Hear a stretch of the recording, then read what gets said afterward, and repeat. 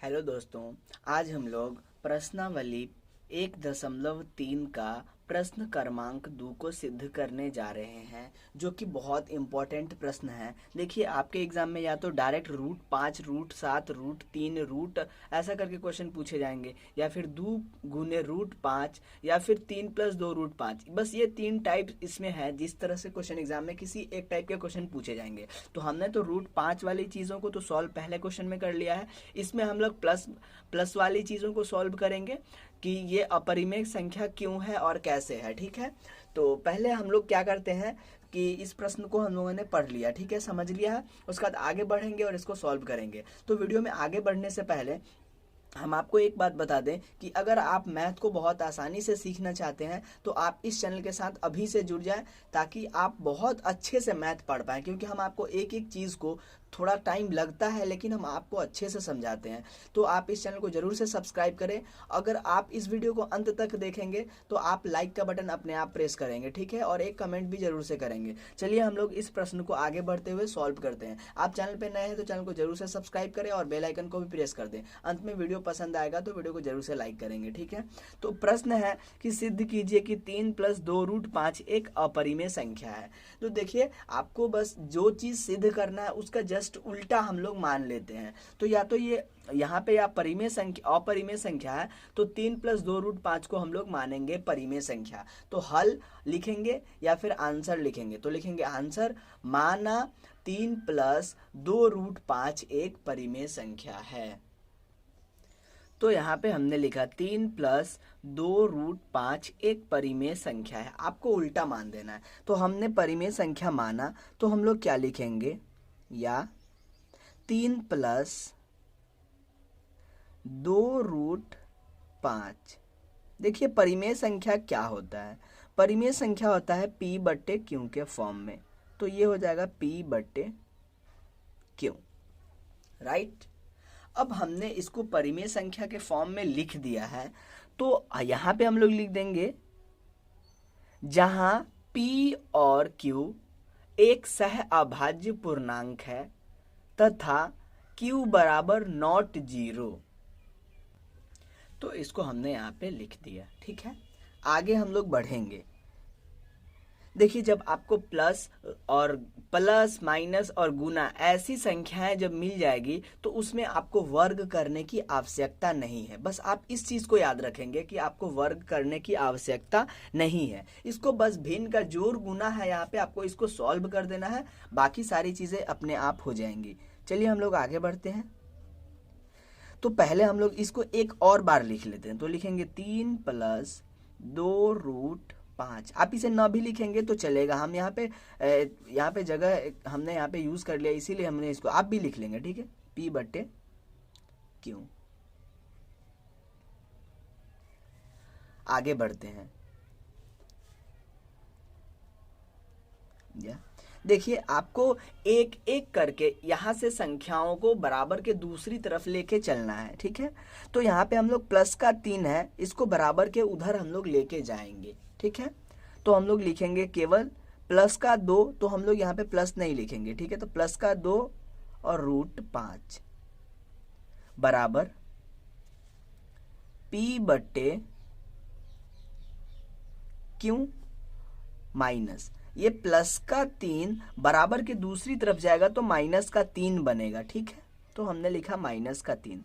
देखिए, हम बटे में 1 लिख सकते हैं, तो हमने लिखा बटे में 1, ठीक है। आगे हम लोग इसको सॉल्व कर लेते हैं। या 2 √5 है, तो हम लोग लिखेंगे √5 बराबर।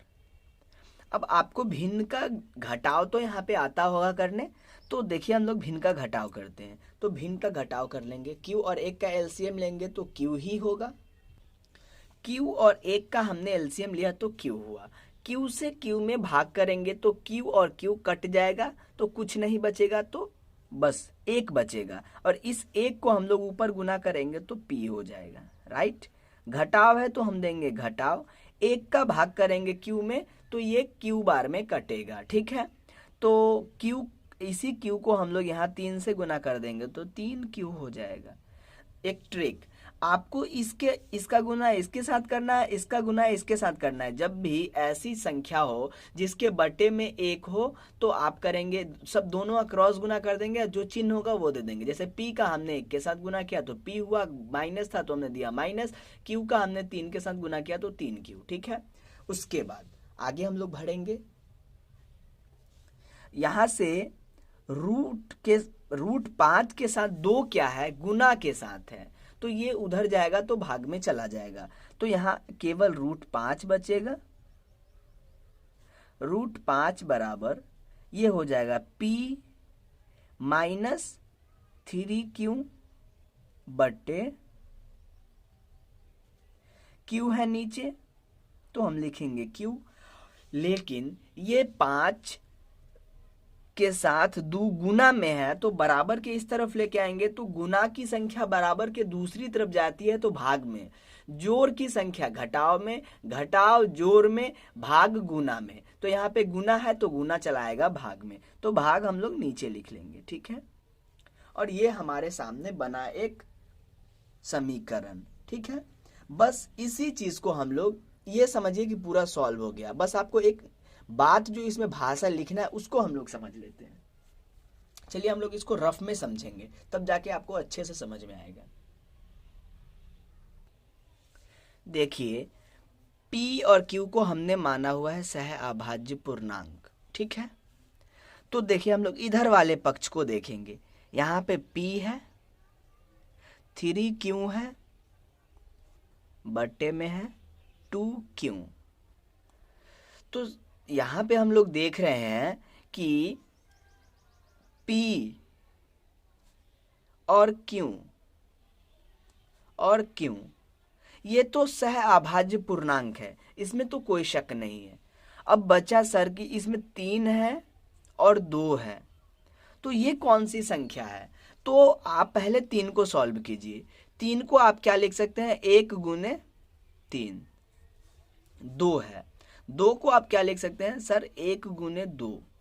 कहने का क्या मतलब है, या तो संख्या 1 से कट रहा है या संख्या 2 से कट रहा है।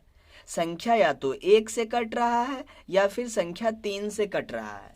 इसमें P और Q पहले से ये क्या है, सह अभाज्य पूर्णांक, जो कि हमने माना हुआ है। राइट, माना हुआ है, इसमें तो कोई शक नहीं है।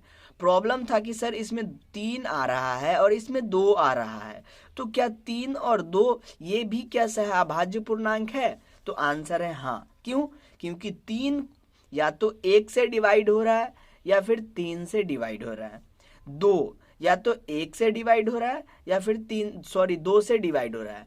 तो वो संख्या जो एक और स्वयं को छोड़कर किसी और संख्या से ना कटे, उस संख्या को हम लोग बोलते हैं सह अभाज्य। यानी ये एक और खुद को छोड़कर किसी और संख्या का तो इसमें गुणनखंड नहीं है, तो ये सह अभाज्य हो गया। ये भी क्या हो गया, सह अभाज्य। तो हम लोग लिखेंगे, ये आपका हो गया हमारे सामने। ये देखिए, ये मेरा दाहिना हाथ है, ये बायां हाथ है, तो ये हो गया आपका दायां पक्ष और ये हो गया आपका बायां पक्ष। ठीक है, आप इसको मानेंगे दाहिना पक्ष, इसको मानेंगे बायां पक्ष। ठीक है, तो हम लोग लिखेंगे यहाँ पे P, 3Q बट्टे PQ तथा 2 और 3 एक सह अभाज्य पूर्णांक है। यहाँ दायां पक्ष PQ तथा 2, 3 एक सह अभाज्य पूर्णांक है, अतः ये परिमेय संख्या है। परंतु √5 एक अपरिमेय संख्या है। तो हम लोग लिखेंगे परंतु बायां पक्ष √5 एक अपरिमेय संख्या है। तो देखिए यहाँ पे दायां पक्ष आपका परिमेय संख्या आ रहा है और बायां पक्ष अपरिमेय संख्या आ रहा है। यानी यहाँ पे तो कुछ ना कुछ गलतियाँ साबित हो रही है, लेकिन हमने माना था कि ये एक परिमेय संख्या है, ये एक परिमेय संख्या है, तो ये एक परिमेय संख्या है, ऐसा हमने माना था।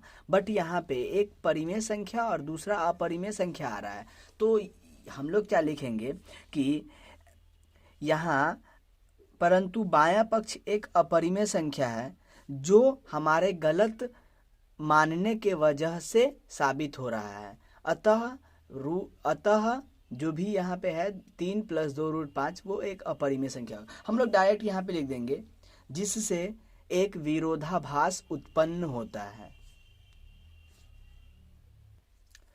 अतः अतः 3 + 2√5 अतः 3 + 2√5 एक अपरिमेय संख्या है। देखिए यहाँ पे बड़ा ही सिंपल है, आपने इसको सॉल्व कर लेना है। यहाँ दाया पक्ष PQ 2, 3 एक सह अभाज्य पूर्णांक है, हमने इसको आपको अच्छे से समझाया है। अतः ये परिमेय संख्या है, परंतु बायां पक्ष √5 एक अपरिमेय संख्या है, आप लोग जानते हैं ये एक अपरिमेय संख्या है जिससे एक विरोधाभास उत्पन्न होता है। अतः 3 + 2√5 एक अपरिमेय संख्या है, इससे एक विरोधाभास उत्पन्न होता है, यानी उसका मतलब ये है कि हमने इस चीज़ को जो परिमेय संख्या माना है उसमें कुछ गलतियां साबित हो गई। तो जब हमने इसको परिमेय संख्या माना है तभी तो इसमें गलतियां साबित हो रही है, गलतियां आ रही है, उसमें कुछ प्रॉब्लम्स आ रहे हैं, तो इसको हम गलत माने हैं, इसीलिए इसे हम लोग फाइनली परिमेय संख्या नहीं अपरिमेय संख्या बोलेंगे। तो हम लोग बस इसी हिसाब से जो हमने यहाँ पे चीज़ों को लिखा है उसी हिसाब से बोला कि अतः 3 + 2√5 एक अपरिमेय संख्या है।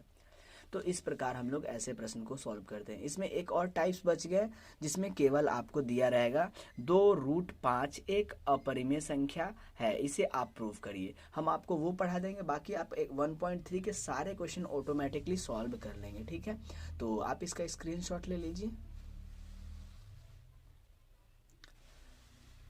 स्क्रीनशॉट लेने के बाद अगर आपको वीडियो पसंद आया तो वीडियो को जरूर से लाइक करें, चैनल पे नए हैं तो चैनल को कर ले सब्सक्राइब। मिलते हैं अगले वीडियो में, तब तक के लिए धन्यवाद।